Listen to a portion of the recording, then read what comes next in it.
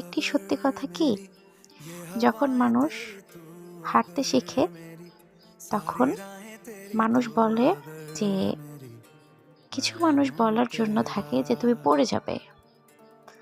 আবার তুমি যখন দৌড় দিতে শিখবে তখন কিছু মানুষ বলবে যে তুমি পড়ে ব্যথা পাবে।